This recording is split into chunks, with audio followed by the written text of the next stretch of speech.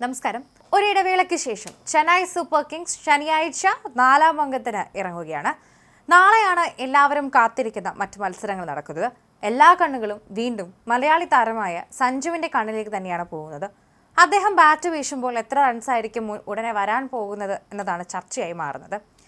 ശരിക്കും പറഞ്ഞാൽ 10 എന്ന അക്കം തികയ്ക്കാൻ കഷ്ടപ്പെടുകയാണ് ശരിക്കും പറഞ്ഞാൽ സഞ്ജു. ഓരോ തവണ ഔട്ടാകുമ്പോഴും ഓരോ സിംഗിൾ സംഖ്യയിലാണ് സഞ്ജു ഔട്ടായിക്കൊണ്ടിരിക്കുന്നത്. അത് വളരെയധികം വിഷമിപ്പിക്കുന്ന ഒരു കാര്യമാണ്. അതിൽ നിന്ന് നാളെ മാറ്റം ഉണ്ടാകുമെന്നുള്ള പ്രതീക്ഷയാണ് എല്ലാവർക്കും ഉള്ളത്. കാരണം ബാറ്റിങ്ങിൽ ഹാട്രിക് ഫ്ലോപ്പ് ഷോയ്ക്ക് ശേഷമാണ് അദ്ദേഹത്തിൻ്റെ ഈ വരവ് എന്നതാണ് ഏറ്റവും വലിയൊരു കാര്യം. കിടിലൊരു ഇന്നിങ്സ് സഞ്ജു ശക്തമായി തിരിച്ചെത്തും എന്ന് ആരാധകർ പ്രതീക്ഷിക്കുന്നു.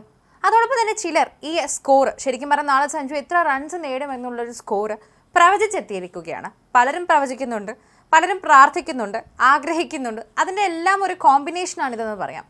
ഹോം ഗ്രൗണ്ടായ ചെപ്പോക്ക് സ്റ്റേഡിയത്തിൽ ശനിയാഴ്ച രാത്രി നടക്കുന്ന പോരാട്ടത്തിൽ ഡൽഹി ക്യാപിറ്റൽസ് ആണ് CSKയുടെ എതിരാളികളായി എത്തുന്നത്. DCക്കെതിരെ തന്നെ സഞ്ജു എത്ര റൺസായിരിക്കും നേടുക എന്നത് ആഗ്രഹത്തിൻ്റെ പുറത്തും അതുപോലെ തന്നെ പ്രവചിക്കുകയും പ്രാർത്ഥിക്കുകയും ചെയ്യുന്ന ഒരുപാട് പേർ ഇതിന് പിന്നാലെ തന്നെ സംസാരിച്ചിരിക്കുകയാണ്.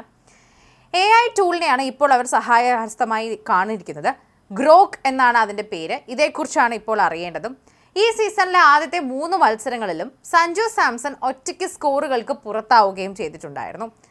ഇത് മാത്രമല്ല, ശരിക്കും പറഞ്ഞു കഴിഞ്ഞാൽ പവർ പ്ലേക്ക് അപ്പുറം അതിജീവിക്കാനും അദ്ദേഹത്തിനായില്ല എന്നതാണ് ഏറ്റവും നല്ല സത്യമെന്ന് പറയാം. ശരിക്കും പറഞ്ഞാൽ ഇതിനെക്കുറിച്ച് സംസാരിക്കുമ്പോൾ, ചർച്ച ചെയ്യുമ്പോൾ വളരെ വ്യക്തമായ കാര്യങ്ങൾ കൂടി സംസാരിക്കേണ്ടതായുണ്ട്. തൻ്റെ മുൻ ടീമായ രാജസ്ഥാൻ റോയൽസിനെതിരെയാണ് CSKയ്ക്കായി സഞ്ജു അരങ്ങേറിയത് എന്നത് നമുക്ക് നന്നായി അറിയാം. ആദ്യ കളി മുതൽ ഫ്ലോപ്പായി മാറിയ സഞ്ജുവിൻ്റെ ഷോ കണ്ടുകൊണ്ട് നിൽക്കാൻ പോലും ആകുന്നില്ല എന്ന് പലരും ഇതിനോടകം തന്നെ അഭിപ്രായപ്പെട്ടു കഴിഞ്ഞു. സഞ്ജു എന്തുകൊണ്ടാണ് ഇങ്ങനെ കളിക്കുന്നത് എന്നാണ് പലരും ചോദിക്കുന്നത്. നാന്ദ്രെ ബർഗറുടെ ബൗളിങ്ങിൽ കുറ്റിതെറിച്ചായിരുന്നു മടക്കം.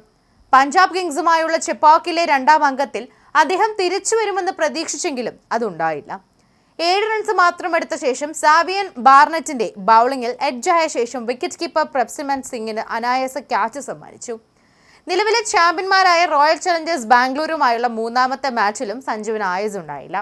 9 റൺസ് എടുത്ത അദ്ദേഹം ജേക്കബ് ഡഫി സ്ലിപ്പിൽ ദേവ്ദത്ത് പടിക്കലിന്റെ കൈകളിൽ എത്തുകയായിരുന്നു. ആദ്യത്തെ 3 മത്സരങ്ങളെ അപേക്ഷിച്ച് ഡൽഹി ക്യാപിറ്റൽസിനെതിരെ സഞ്ജു സാംസൺ കൂടുതൽ മികച്ച പ്രകടനം പുറത്തെടുക്കുമെന്നാണ് ചരിത്രവും ഫോമുമെല്ലാം പരിശോധിച്ച ശേഷമുള്ള AI പ്രവചനം. ചെന്നൈ സൂപ്പർ കിങ്സിന് വേണ്ടി തന്നെ നോക്കിക്കഴിഞ്ഞാൽ 35 തൊട്ട് 45 റൺസ് വരെ മലയാളി താരം നേടുമെന്നാണ് ഗ്രൂക്കിന്റെ ഒരു പ്രവചനം.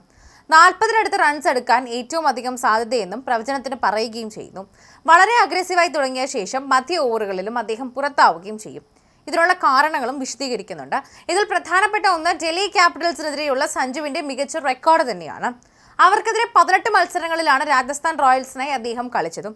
27.64 ശരാശരിയിൽ 143.33 സ്ട്രൈക്ക് റേറ്റിൽ 387 റൺസും സ്കോർ ചെയ്തിട്ടുണ്ട്.